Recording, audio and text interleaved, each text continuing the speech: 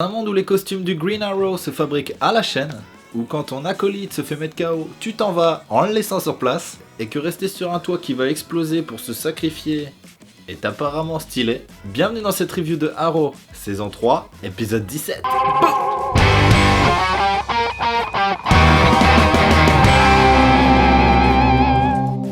L'épisode commence avec le mariage de Diggle et Layla. Le prêtre n'ayant pu être présent, c'est Ray qui se charge de la cérémonie, étant lui-même prêtre, mais on n'en saura pas plus. Pendant la cérémonie, les membres de la team Arrow reçoivent une alerte sur leur téléphone, les informant que Arrow tue de nouveau des gens. De retour du mariage, la team Arrow regarde un flash spécial de la police qui recherche activement Arrow pour les meurtres qu'il a commis. Diggle et sa femme partent en lune de miel, mais Deadshot interrompt leur joie en leur disant que la Suicide Squad doit repartir en mission. Peter part en chasse de celui qui prend son identité pour détruire sa réputation. Il se rend très vite compte qu'il n'y a pas seulement un, mais plusieurs usurpateurs. Maceo arrive et lui dit que ça ne s'arrêtera pas jusqu'à ce qu'Oliver accepte l'offre de Ra's al Ghul. Ray arrive sur place dans sa tenue de Atom et scanne grâce au rayon X le bâtiment. Il découvre que Oliver et Arrow sont la même personne. Felicity annonce à Oliver que Ray connaît son identité. La Suicide Squad arrive sur place pour sauver le député et très vite se rend compte que c'est un coup monté organisé par le député lui-même. Après une fausse alerte, Oliver et Roy sont vite rejoints par Ray qui a voulu les piéger. Après une animation vraiment pas top de la tenue de Ray, un combat entre lui et Oliver éclate. Finalement, Oliver montre très vite à Ray qui est le patron. La Suicide Squad arrive finalement à libérer les otages et Deadshot se sacrifie. L'épisode se termine avec le maire qui se fait tuer par Maceo. On va commencer avec les points positifs. Alors cette semaine, enfin, ils ont refait un bon épisode qui était plus plaisant, je pense, qu'une douche de lait. Alors j'ai jamais pris de douche de lait, mais je pense que cet épisode était plus plaisant que ça. Je disais dans ma review de Flash, le problème c'est que une semaine un épisode est bien, une semaine il est nul. Par exemple, quand l'épisode de Flash sera bien, l'épisode d'Arrow sera nul et vice versa. Alors si vous pouviez faire en sorte que tous les épisodes soient bien, ça serait vraiment top. On va commencer par les points positifs. Alors moi ce que j'ai adoré, c'est les flashbacks qui parlent pas d'Oliver. Voir Deadshot avant, voir son passé, j'ai trouvé ça vraiment intéressant, j'ai adoré.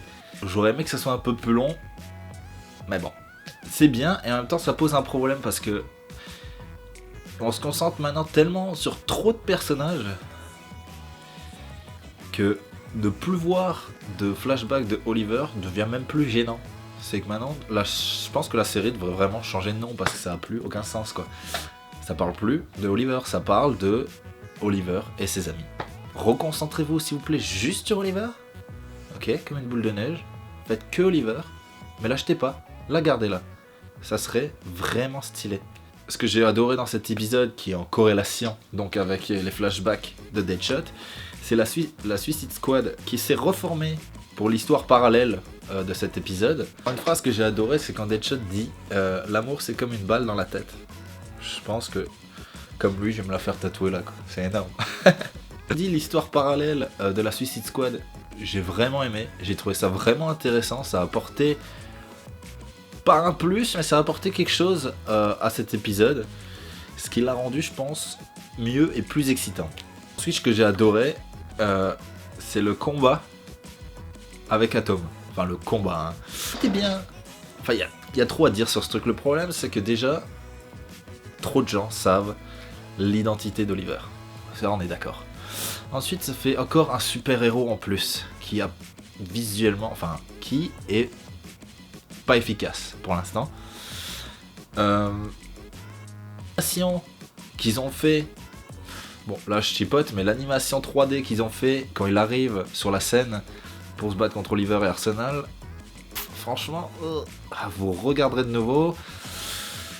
J'ai trouvé ça nul. Après, je sais que c'est pas facile, mais bon. Et là, je chipote, hein, mais bon, franchement pas top. Le combat, je pense qu'il aurait pu être un petit peu plus excitant, mais bon. Le combat reste stylé, chose que j'ai trouvé particulièrement drôle. Alors j'espère que vous aussi. C'est quand à la fin du combat, Oliver donc bat Atom. Un petit discours s'installe. Et là, Oliver part.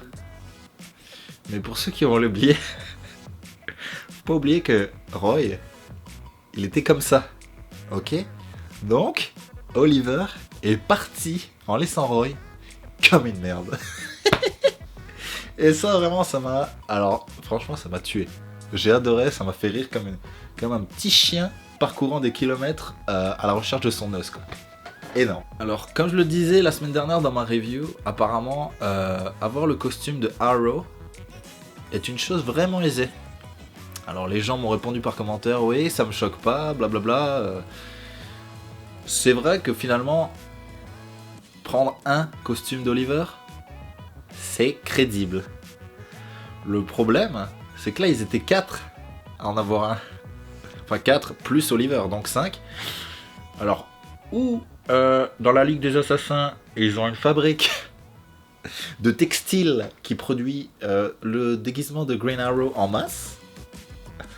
Ou il faut me dire c'est quoi le problème. Parce qu'à un moment, je suis d'accord que voler un costume c'est crédible, mais quand il y en a 1000, exactement les mêmes, le même arc, comme par hasard il y a les mêmes modifications que ce que Cisco avait fait, on est d'accord que ça prend un coup sur la crédibilité, mais la scène où Oliver se bat contre 4 de ses jumeaux, doubles ou whatever, était vraiment stylée.